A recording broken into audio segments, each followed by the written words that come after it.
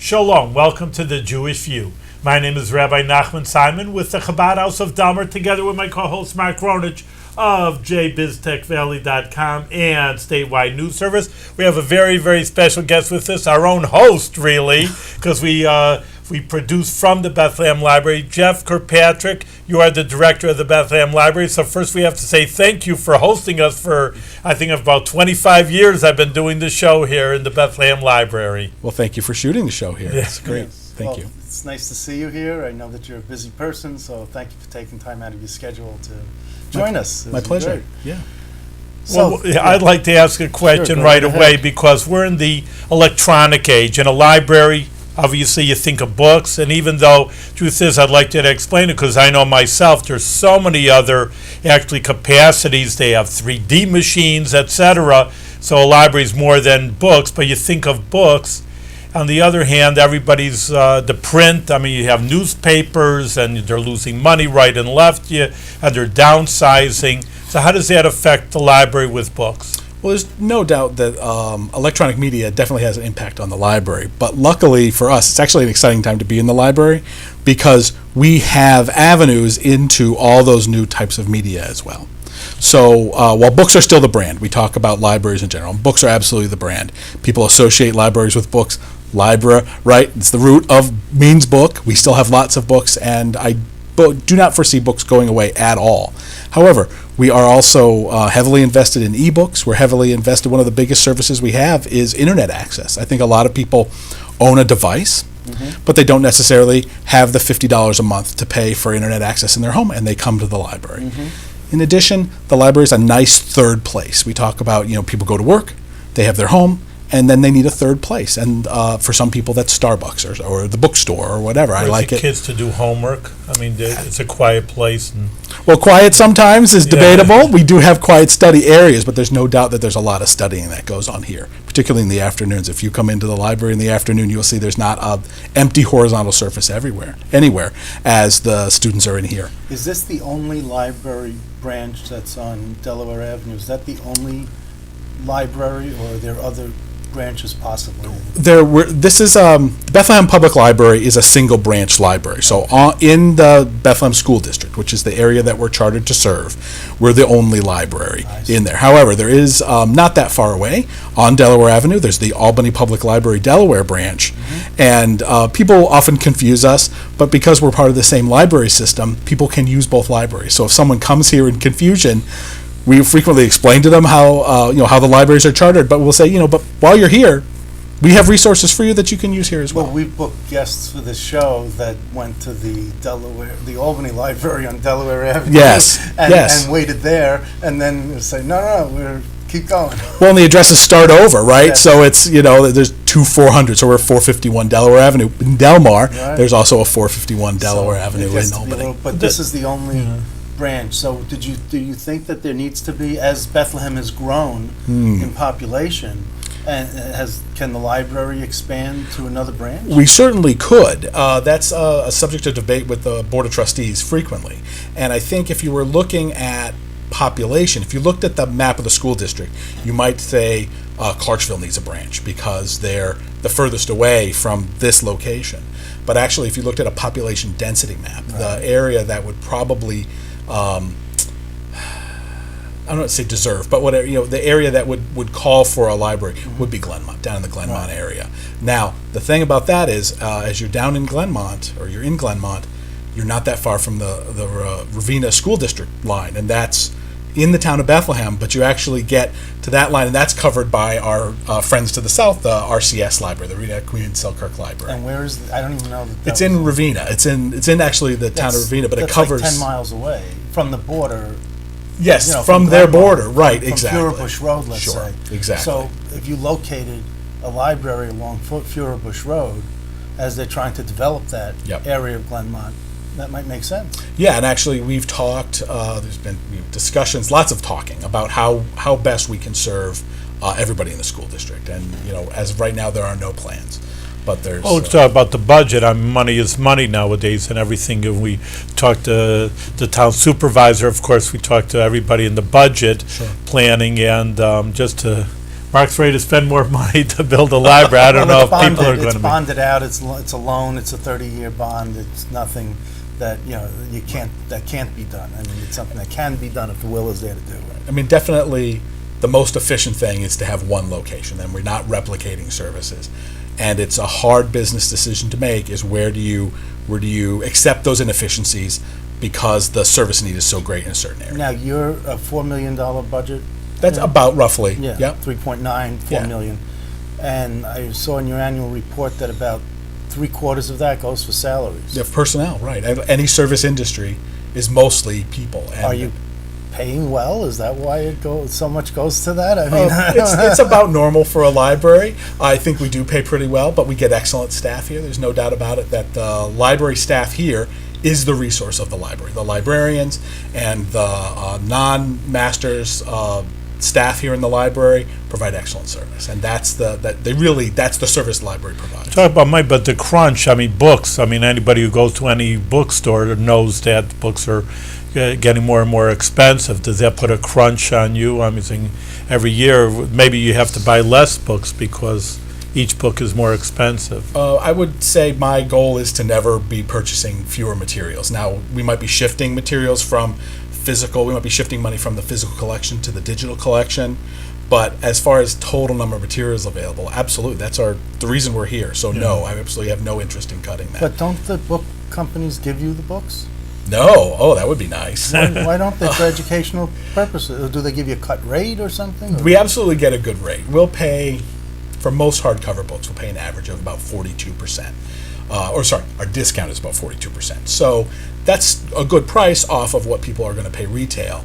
But But these HarperCollins and Random House, who have millions and billions of dollars, they're absolutely not donating books to the library. You will sometimes, there'll be a program through some of the publishers like Scholastic where we'll have books that get donated to us, but they're more books that we would come into the library and get given directly out to children. You have or a something. Friends of the Bethlehem Public Library. Absolutely. And that's a not-for-profit. Correct, because So couldn't the books be given to the not-for-profit so the book companies, the publishers can I think you write should it make off? Mark a liaison for listen, if the publishers were interested in giving books, they wouldn't need to give them to the Friends. They could give them right to the library. And with a tax write-off? Absolutely, because even though we're a government entity, it's still eligible for that same tax write-off as giving to a nonprofit. Well, so what's the budget that you have for books that you spend on? We try to keep it about between 10 and 12% of the overall budget. So let's call it 400,000, and it's not just books, but materials, databases, all kinds of different materials. Right. Well, I see that you have a... To talk about other things, again, we talked about library, and I know, and I've been, like I say, I live in Delmar, so of course I'm here at the library many times. I think I use more resources than most people. But, like you say, sometimes you need a computer and the internet access, and there's about 10 computers, and they're constantly being used. Sure. Sometimes it's busy. But like I say, there are other things that are being done, like the 3D, and I've said to people, 3D, I didn't even know that. So I don't know, I think there may be, first of all, talk about it, but number two is just maybe publicize the resources that the library, I didn't even know I could go to the library and... Well, I think there's a lot of things. using- There's a lot of things we're doing here that people just don't know about. If you haven't used a public library in 10 or 15 years, there's things that we're doing that people just simply aren't aware of. But the 3D printer is an interesting thing. That's me. Yeah, right, there you go. A 3D printer is an interesting thing. It's a flip-in culture recently with libraries. Traditionally, we have been places where people come to consume information. Whether they're reading a book or watching a film strip, or do people even know what a film strip is anymore? But whatever, consuming media of different types. That's what the Right. libraries were for. Take it home, use it here, whatever. It was a one-directional consumption of information. Recently in libraries, one of the things we've become very interested in is making. How do we flip that over and where people make the library a place where people come and actually create? It turns out that libraries have been doing this for years. We work with authors. We have local forums. We have spaces. We have knitting groups that meet here in the library. They're creating here. They're using the space of the library in a non-traditional way, and just formalizing that a little bit. So the 3D printer is just a piece of that. So it's a place where it's a tool that people can use if they can create something digitally, and come here in the library and then print it out and create, a thing. And the actual printing of the 3D printer is exciting and kind of cool. But the learning that happens is actually, especially with teens and Do you kids. charge for the use of the 3D? There's not a charge to use. It's just a recovery for the cost of the plastic. So it's about 10 cents a gram. Whenever somebody prints something out, we have to cost recover the plastic that gets used to create the widget, and that's just like we charge 10 cents a page to print. It's just we're just trying to recover the costs on that. So the learning happens with the 3D design. It's digital design, and those are skills that everyone, but certainly children and teens, need to have in our new business market. It's a very marketable skill to be able to design in 3D. I guess so. And you also have museum passes. You have wireless access, wireless printing, study rooms, computer partners, playaway, ebooks. Playaways? What's Yeah, playaways are, it's an audiobook. So we still call them books on tape. You still see people call them books on tape. Yeah. They're not on tape anymore. So they moved to CD. So a lot of people have CD players in their car.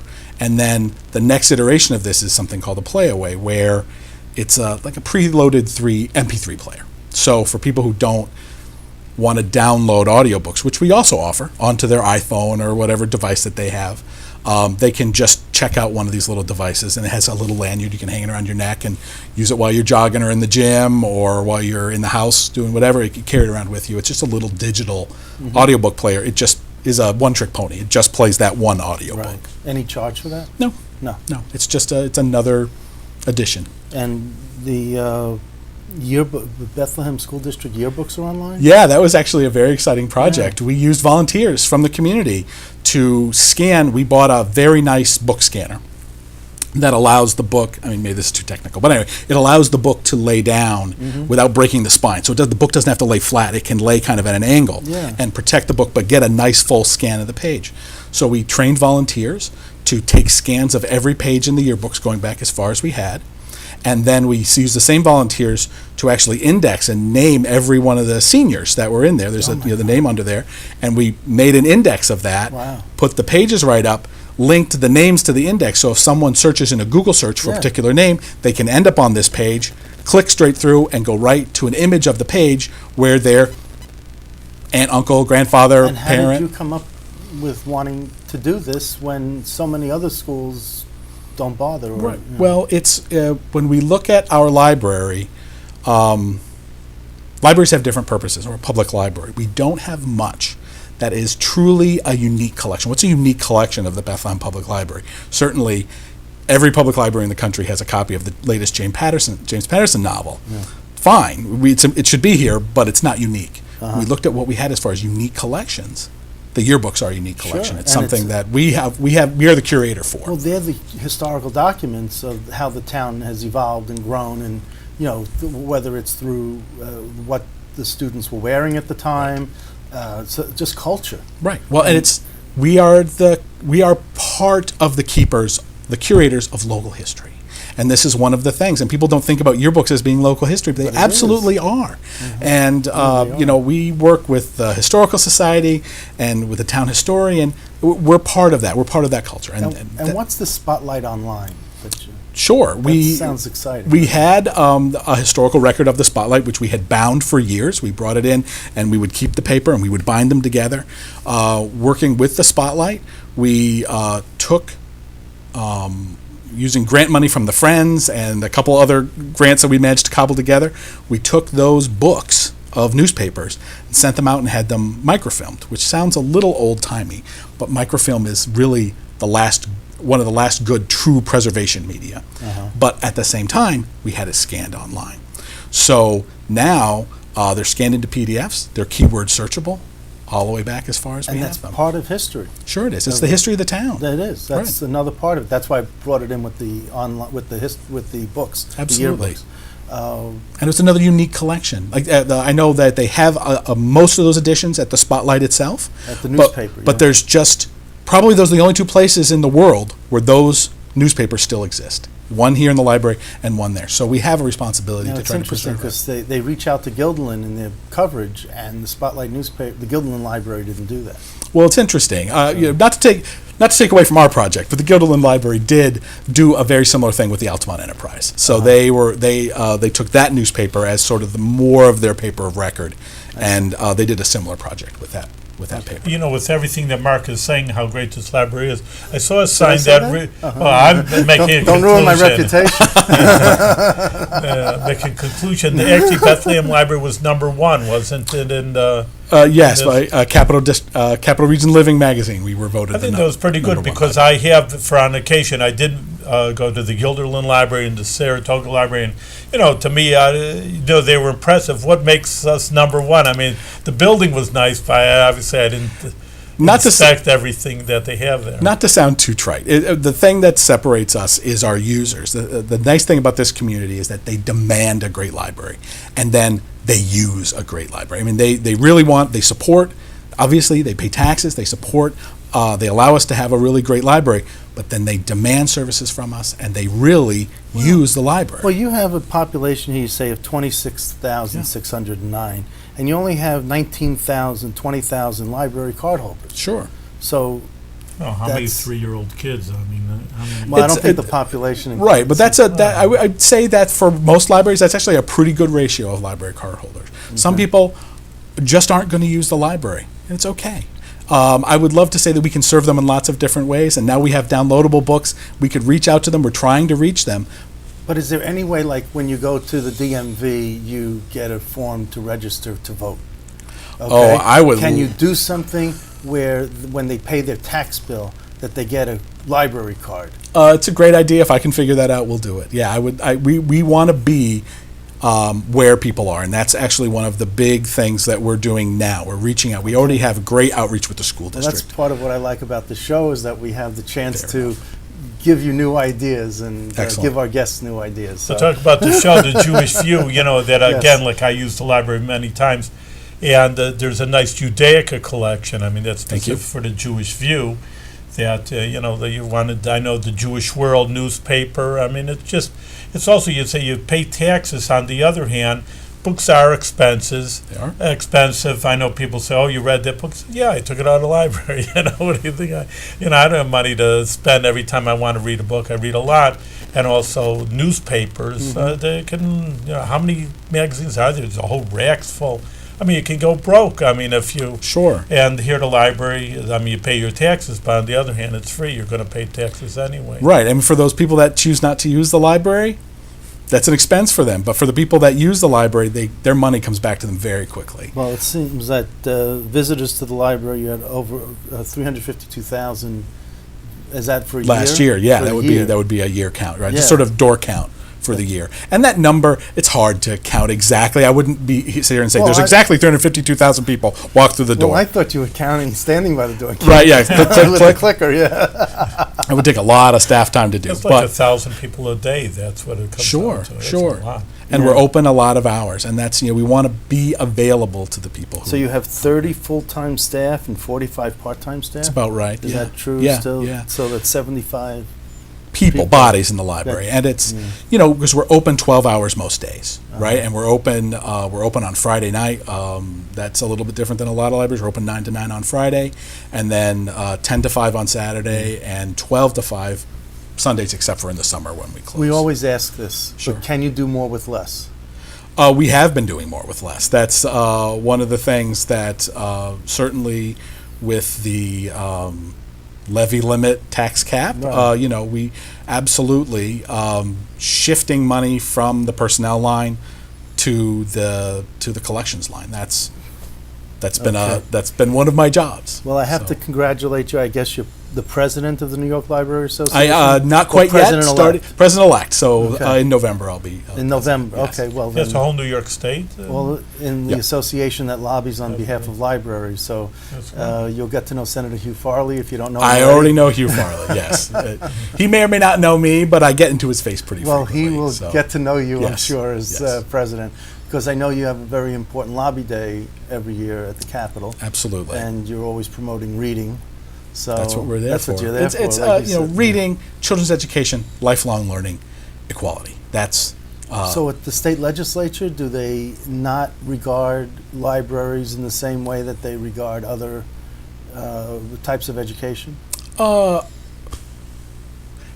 Absolutely. K through 12 education gets the lion's share. I mean, it gets a lion's share, not the lion's share of the budget, but it gets a huge part of the whole state budget.